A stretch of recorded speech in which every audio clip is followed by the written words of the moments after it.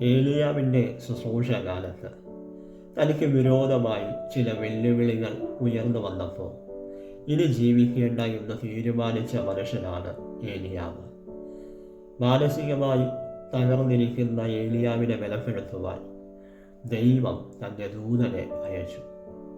ദൂതൻ്റെ കൈവശം ഏലിയാവിന് ആവശ്യമാകുന്ന ആലോചനയുണ്ടായിരുന്നു.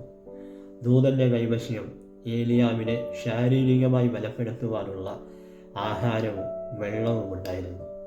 ഇന്ന് ഞാൻ നിങ്ങളോട് കൈമാറുന്നത് ജീവിതത്തിലും ശുശ്രൂഷയിലുമൊക്കെ ഒത്തിരി വെല്ലുവിളികൾ നാം നേരിടാറുണ്ട്. ഇത് ജീവിക്കണോ എന്ന് പോലും പലപ്പോഴും ചോദിച്ചു പോയ അവസരങ്ങളുണ്ട്.